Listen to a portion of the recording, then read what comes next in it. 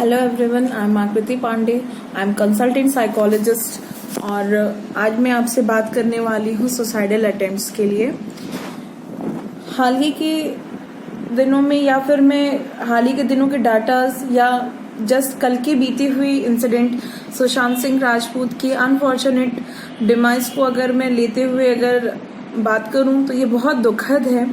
और ये और भी ज़्यादा दुखद इस मामले में है कि जब हम ये जानते हैं कि वो एक 6 मंथ से एक मेंटल प्रेशर से चल रहे थे, वो डिप्रेशन से जूझ रहे थे, उनके सेशंस जा रहे थे, सेशंस उनके सक्सेसफुली शायद नहीं उनके ऊपर वर्क कर पाई, इस वजह से शायद ये इंसिडेंट हो गया। और ये बहुत ही अनफॉर्चुनेट है और बहुत दुखी कर देने वाली चीज़ है। बिल्कुल एक सडन डिमाइस है उनकी फैमिली के लिए, उनके फादर के लिए, जो भी इस प्रॉब्लम में जूझ रहे हैं उन सब के लिए बहुत ज़्यादा दिक्कत की बात है।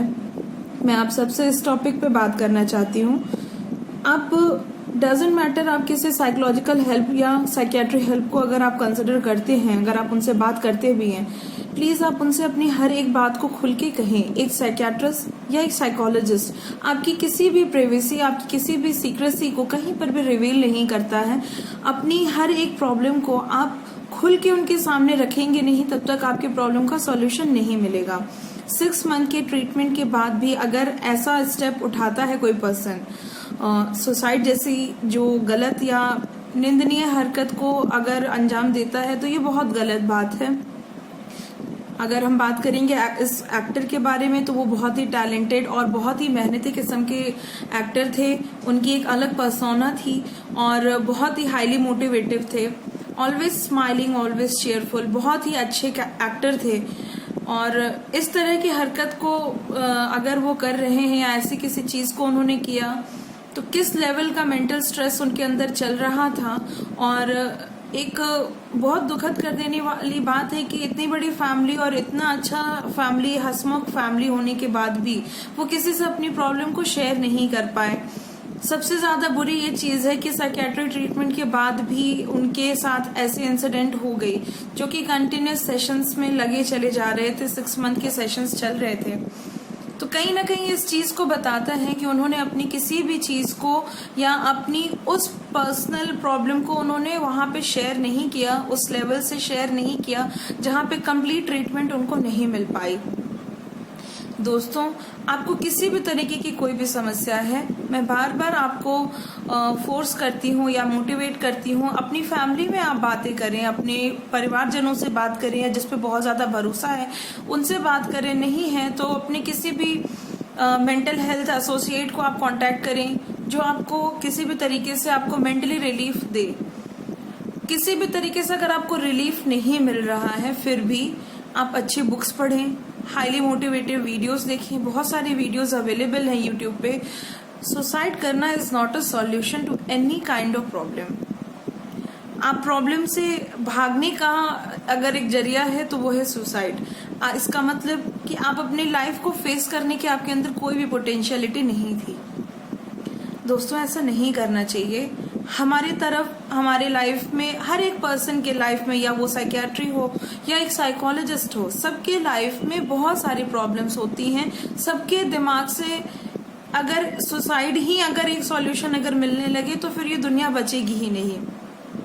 हम अगर इस दुनिया में आए हैं, हम डिफरेंट पर्सन से मिलते हैं, डिफरेंट तरह की प्रॉब्लम्स हमें घेरती हैं, तरह तरह के लोग मिलते हैं, तरह तरह की चीज़ें होती हैं। तो हमारे लाइफ में कई तरह की प्रॉब्लम्स भी होती हैं, कई ऐसी डिफिकल्टीज भी होती हैं कि जहां हम फाइनेंशियली या इकोनॉमिकली फिट होने के बाद भी ऐसी समस्याओं को डील आउट नहीं कर पाते हैं।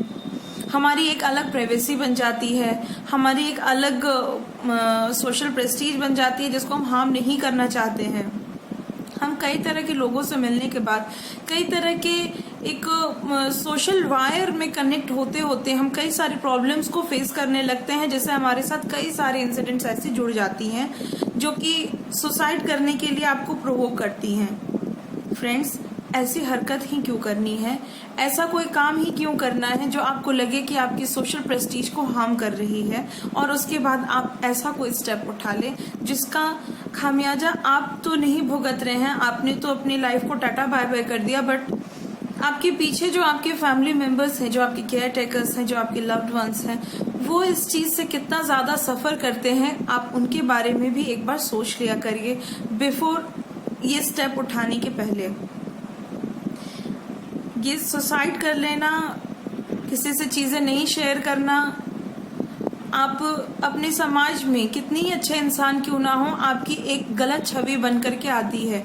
आप जब तक उस समस्या को डील कर रहे होते हैं, अपनी गलती को अगर आप एक्सेप्ट कर लेते हैं, आपकी सोसाइटी में एक बहुत ही अच्छी रिस्पेक्ट बन जाती है।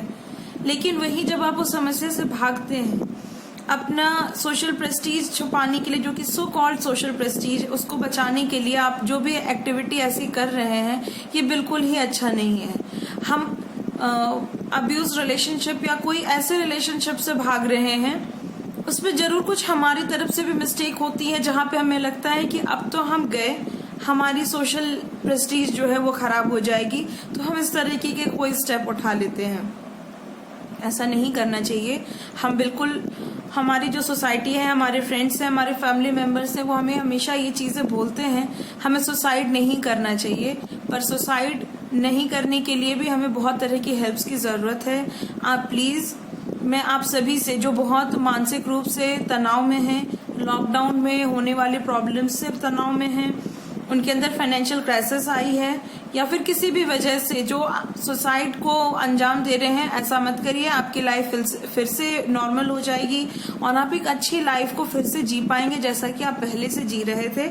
ऐसा कोई भी स्टेप ना उठाइए जो कि आपके लिए, आपके परिवार के लिए और आपके समाज के लिए बिल्कुल ही डिस्टर्बिंग हो और बाकी लोगों को भी गलत स्टेप उठाने के लिए मोटिवेट कर रही हो। मेरी ये अपील है कि आप खुद भी मानसिक रूप से स्वस्थ रहें और अपने समाज में भी मानसिक स्वास्थ्य के लिए सबको जागरूक करें। किसी भी तरीके की समस्या हो तो उसका सॉल्यूशन ढूंढें, या नहीं मिल रहा है तो किसी मानसिक स्वास्थ्य के काम कर रहे या साइकोलॉजिस्ट या साइकियाट्रिस्ट से कंसल्ट करके अपनी प्रॉब्लम का सॉल्यूशन जरूर निकालें। Thank you so much.